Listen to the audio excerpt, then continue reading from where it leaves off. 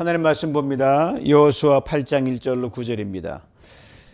제가 읽습니다. 여호와께서 여호수아에게 이르시되 두려워하지 말라, 놀라지 말라. 군사를 다 거느리고 일어나 아이로 올라가라.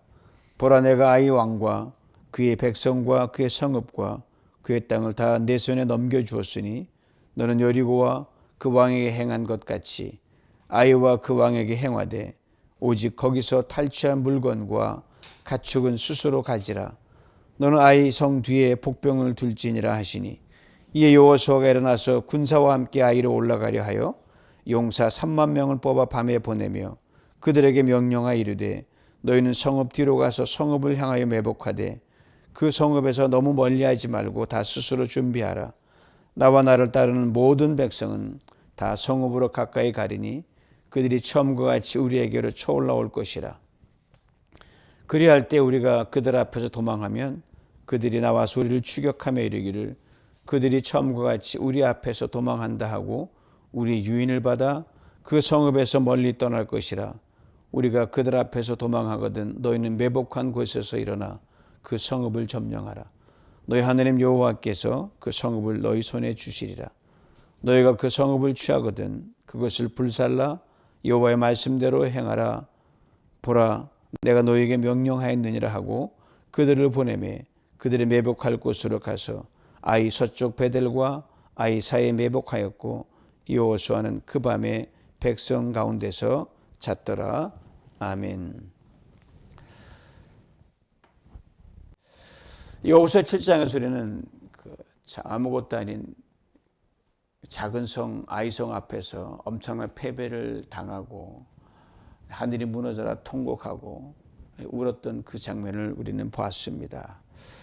이걸 볼 때 패배의 뿌리는, 실패와 무너짐의 뿌리는 거창한 데 있지 않고 아주 자그마한 것이 그 뿌리가 됩니다. 아간이라는 사람의 작은 탐심 때문에 이 엄청난 불리함과 그 피해를 이스라엘 공동체가 받거든요. 여기서 우리는 한 가지 깨닫게 됩니다. 아무리 작은 것이라도 하나님은 크게 보실 수 있다는 거예요. 우리가 놓칠 때가 많습니다. 뭐 이 정도 가지고, 그러나 하나님께서는 이 정도가 아니라 그걸 전부로 보시는 게 있습니다. 아간의 집 비록 작은 것지만 여호수아가 이스라엘 백성 이끌고 여리고성을 하는 게 첫 번 공략이고 첫 번째 정탐 일지거든요. 첫 열매란 말입니다. 그건 바로 하나님으로 인해서 이루어진 거기 때문에 모든 것이 하나님 주도하에서 하나님께 드려야 될 것인데 이거를 가로챘기 때문에 이건 하나님께 대한 엄청난 거역이죠. 하나님 심판하시고 철저한 패배를 입게 하셨습니다. 그렇지만 하나님 아이성의 패배를 딛고 다시 이스라엘 공동체 일으켜 주셔서 승리로 이끄십니다. 하나님의 심판은 그때는 아프고 채찍은 참으로 힘들지만 그것이 끝이 아니라 언제나 더 큰 은혜로 이끄신다는 것, 오늘 본문에서 다시 한번 우리에게 일깨워집니다. 그러게 8장은 회복의 장이요, 다시 세우는 은혜의 장이요, 다시 나아가게 하신 용기의 장입니다.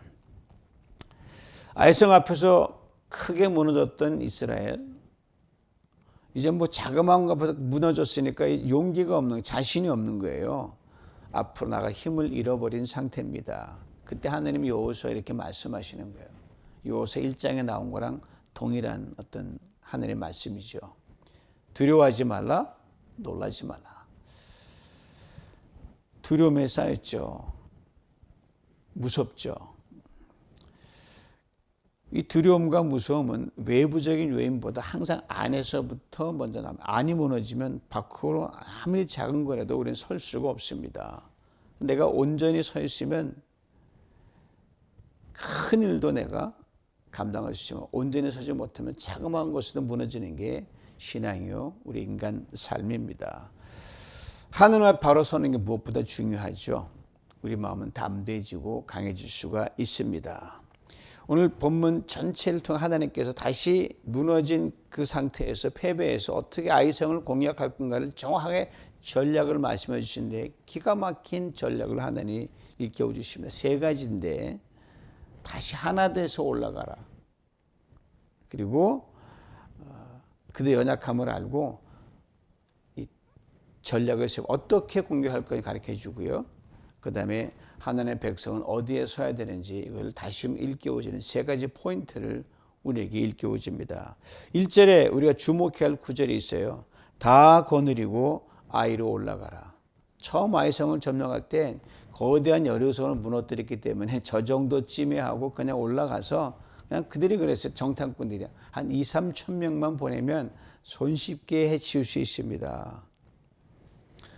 하나님은 다 올라가고 가서 정복하라고 그런 걸 이들은 잊었죠. 그만큼 그들이 큰 승리에 도취돼서 마음이 느슨해지고 긴장이 풀어진 그 까닭이 있습니다. 연합이 깨졌죠. 아니, 넌 싸워가. 우리는 여기서 좀 이렇게 쉴게. 이 정도. 그냥 많이 흐트러졌어요. 근데 회개 후 다시금 전열을 가다듬어 하나님께 하신 말씀 뭐냐면은 다 거느리고 올라가랍니다. 다 거느리고 올라가라. 자, 죄는 고백되었고 진영은 정결케 되었고 아간의 모든 죄도 다 청결되었고 하나님은 다 바로 선 이스라엘 백성이에요. 근데 하나님은 여전히 하나 됐는지를 다시금 확인시키십니다. 하나님은요, 크든 작든 연합된 공동체를 늘 원하시고 그걸 통해서 일을 이루십니다. 그러니까 다 필요한 거예요. 다 필요한 거예요. 유비전 공동체, 우리가 작든 크든 다 필요한 거예요. 저희 교회 방문한 분들이 하신 말씀, 이 교회는 다 움직인다 그러잖아요. 그거 참 맞는 말이거든요. 애굽을 떠나 광야를 갈 때도, 요단강을 건널 때도, 여리고성을 돌 때도 하나님은 늘 한 걸음, 한 마음, 한 몸을 요구하셨습니다. 여리고성이 무너진 거는 빙 돌면서 고함을 딱 질러서, 물론 함성 때문에 무너진 것도 있지만 더 중요한 건요, 일제히 어른아이 할 것 없이 한 목소리로 고함을 지른 거거든요. 큰 목소리는 크게, 작은 목소리는 작게, 그 한 마음으로 한 방향으로 소리 지른 것 때문에 무너진 겁니다. 마치 한 사람의 믿음이 아니라 공동체 전체가 하나 되어 순종한 믿음의 울림이 여리고를 무너뜨렸죠. 그러게 지금은 또 하나님 동일하게 이스라엘 백성에 말씀하시는 거예요. 너희가 하나 될 때 승리를 본다. 너희가 함께 있을 때 영광을 본다. 대적 앞에서 개인의 능력보다 중요한 것은 공동체 연합, 마음이 하나, 영적 흐름의 일치입니다. 아이성은 작은 성에서 문자 그대로 정탐꾼 말대로 규모가 작으니까 굳이 모든 사람이 올라갈 필요가 없어요. 모두가 움직일 필요가 없는 그 정도 수준밖에 안 되세요. 근데 하나님은 아니다. 다 거느리고 올라가라고 말씀하십니다. 왜일까요? 첫째로 패배의 기억을 함께 이기게 하시려는 겁니다. 다 패배를 맛봤거든요. 다 가서 승리도 맛봐야 되지 않겠어요? 둘째는 승리는 개인의 것이 아니라 공동체의 것이기 때문입니다. 여리고의 승리도 온 백성이 누린 것이요, 아이성도 싸우러 간 군사만이 아니라 그래서 여호수아가 백성을 데리고 같이 올라가거든요. 셋째로 하나님은 함께함 그 자체를 기뻐하십니다. 강한 자도 올라가고 약한 자도 올라가고 무기 안 든 자도 다 가는 거예요. 그래서 공을 많이 세운 사람이나 뭐 그냥 가서 따라간 사람이나 하나님 평균케 하시거든요. 이게 함께함의 은혜죠. 그러므로 오늘 우리에게도 동일하게 말씀하십니다. 우리 공동체가 뭐 선교를 하든 무슨 뭘 하든 구제를 하든 아니면 뭐 전도를 하든 다 거느리고 올라가라는 거예요. 감사도 마찬가지죠. 함께 예배하고 함께 기도하고 함께 눈물 흘리고 함께 한 걸음씩 믿음을 길을 걸어가라 이 말입니다. 말씀 신앙은 혼자서 싸우는 게 아닙니다. 혼자 버티는 것도 아니에요. 하나님의 사람 공동체와 함께 움직이고 공동체 안에서 회복하고 공동체의 승리를 맛보는 사람입니다. 그래서 교회 중심으로 신앙생활을 해야 되는 거예요. 혼자 못 살거든요. 은혜 받으려고 막 의적 주사하면 그건 엄청 피해만 봅니다. 연약하든 뭐하든 그 공동체 안에서 함께 그냥 뒹굴면서 잘하고 다듬어 가지는 거예요. 우리를 함께 올라가는 믿음의 공동체로 오늘도 부르십니다. 그러게 우리의 말씀하시죠. 두려워 말라, 놀라지 말라. 다 거느리고 함께 올라가라. 이제 2절을 봅니다. 성 뒤에 매복을 둘지니라. 매복한 자들이 성을 점령하리라. 하나님이 단순히 가라고 하신 게 아니라 어떻게 가서 승리를 쟁취할까를 구체적으로 말씀하시는 양동작전이에요. 앞으로 강하게 밀고 쳐들어가고 뒤를 쳐서 매복해서 그 아이성 사람을 가두는 거죠. 이미 정비됐기 때문에 그냥 돌진해 가면 되는데 왜 이런 구체적인 작전을 명령하셨을까? 불필요한 희생을 줄이기 위하심입니다. 정면 승부는 강해 보입니다. 그냥 수적으로 많으니까 밀고 들어가면 겁먹을 거 아니겠어요? 그렇지만 그만큼 위험이 따릅니다. 희생도 따르게 돼 있거든요. 하나님은요, 우리 승리만을 위해서 내보내시는 게 아니라 하나님 백성 한 분 한 사람 한 사람을 귀히 여기시고 피 흘림 없이 승리를 거두시게 하는 하나님이십니다. 많은 희생을 치르고 승리 거두면 무슨 소용이 있겠어요? 둘째는 그들 마음속에 패배의 트라우마가 남아있거든요. 아이성 앞에서 크게 패배했기 때문에 막 그냥 앞으로만 갔다고 하면 저쪽에서 분명히 그들은 승리를 얻었기 때문에 또 저돌적으로 덤벼들지 않겠어. 그러면 야, 저들이 또 처음부터 또 지면 어떡하지? 이 생각이 깔려 있거든요. 두려움에 밀려올 수 있거든요. 이런 백성들의 마음을 아셨어요. 하나님 우리 연약함을 아시고 우리가 뭘 두려워하는지 아시고 뭘 염려하는지 아시는 하나님이십니다. 그리고 말 못할 상처까지 다 보시고 거기에 맞춰서 우리를 인생의 하루하루의 이 생존 경쟁에서 신앙의 싸움에서 우리를 이끌어 가십니다. 바로 오늘 그 말씀 이걸 우리에게 대변해 주는 거예요. 언제나 승리보다 우리 마음과 우리의 평안을 중시하십니다. 전쟁에 이기는 것보다 우리의 믿음이 다시 서는 것을 더 기뻐하십니다. 게다가 우리 연약함을 탓하지도 않으셔요. 그러므로 우리 연약함을 품고 이리 가라 저리 가라 순종하는 사람에게 기가 막히게 길을 여십니다. 우리가 넘어졌던 자리 하나님 아십니다. 두려웠던 자리도 아시고요. 싸우기 싫었던 자리 모든 걸 이해하시고 거기에 맞춰서 순종하는 자에게 길을 여시죠. 그래서 오늘 이 말씀 우리에게 완전한 위로가 되죠. 하나님 우리의 과거를 알고 계시고 우리 연약함을 기억하시고 우리 가장 안전한 승리의 길을 여신다.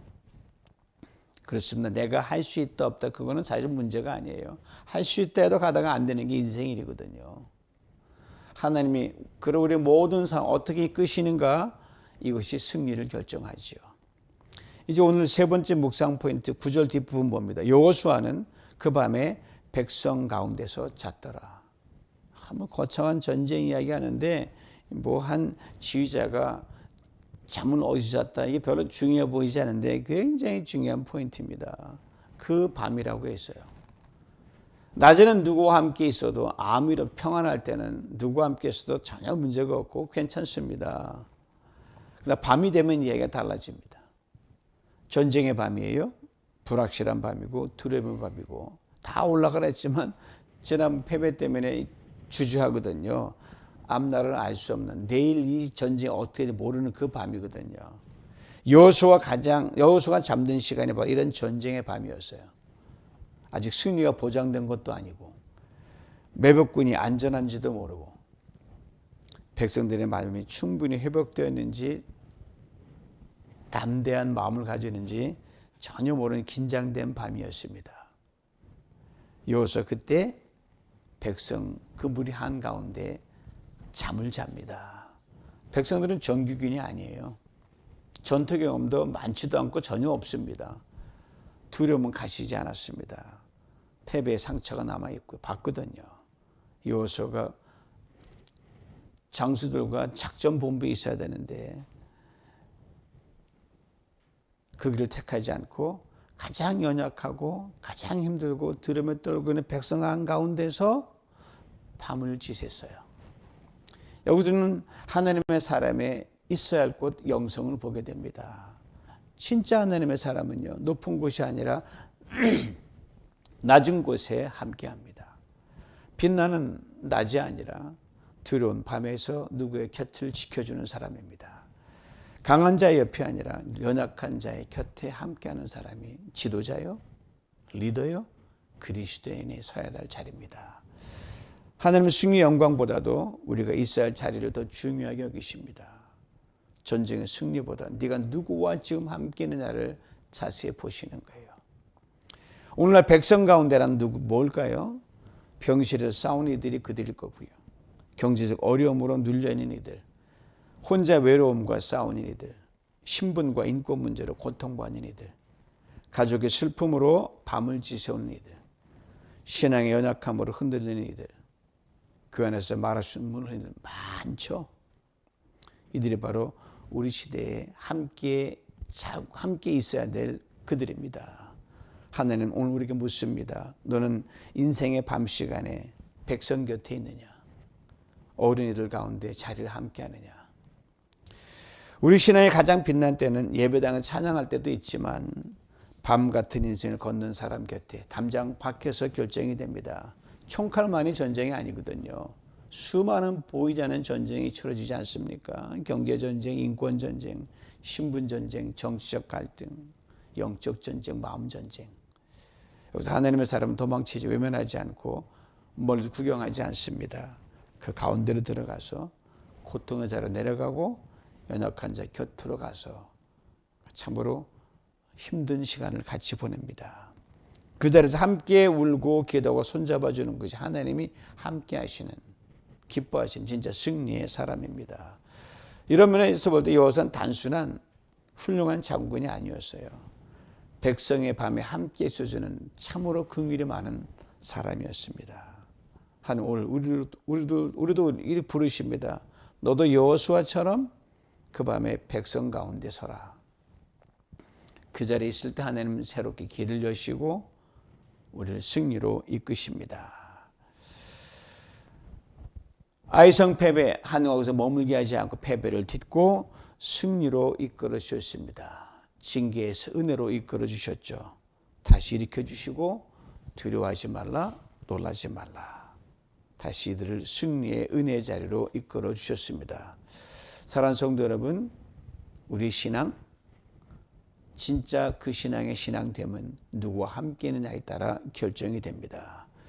승리의 사람은 하나님 앞에 바로 서는 사람이고요. 공동체 안에 함께 서는 사람이고 연약한 자에 함께 서는 사람입니다. 이유는 딱 하나예요. 우리보다 먼저 가장 어두운 밤, 십자가의 밤, 아무도 곁에 서주지 않는 그 밤에 우리 가운데 오신 분, 그분 예수 그리스도이기 때문에 죄악의 깊은 밤 속에 있을 때 주님이 오셨기 때문에 우리도 주님의 길을 따라가는 거거든요. 하나님의 사람은 빛나는 자리가 아니라 섬기는 자리, 높은 자리가 아니라 낮은 자리, 안전한 자리가 아니라 백성 가운데 그 밤에 머무는 자리에 서는 사람입니다. 다시 맞는 한 주간, 그리고 한 해 얼마 남지 않은 시간, 우리 삶의 여정 속에서 있어야 할 그 자리를 선택하는 복된 믿음의 발걸음이 되어 크고 작은 인생 아이성 전투에서 승리, 또 승리를 거머쥐는 여러분과 제가 될 수 있기를 주님의 이름으로 축원합니다. 주님 오늘 말씀 앞에 결단합니다. 죄를 숨기지 않고 죽게 쏟아놓게 하시고 패배의 그림자에 머물지 않게 하시고 두려워 말라 하시는 주님의 음성 따라 다시 일어서게 하여 주시옵소서. 여호수아 그 밤에 백성 가운데 머물렀듯 오늘 우리의 삶도 연약한 자 곁에서는 사랑의 삶이 되게 하여 주옵소서. 십자가의 은혜로 악오를 소망으로 바쁘신 주님을 따라 하나님 아버지 말씀의 능력으로 살아나는 우리 모두가 되게 해 주셔서 하나님 작은 아이 성도 무시하지 아니하고 모두 다 큰일도 모두 다 함께 가는 아버지 그런 영성으로 이 뉴비전 공동체 또 목장 성도님 한 분 한 분 매일매일 승리를 거머쥘 수 있도록 축복하여 주시옵소서. 예수님의 이름으로 기도하옵나이다. 아멘.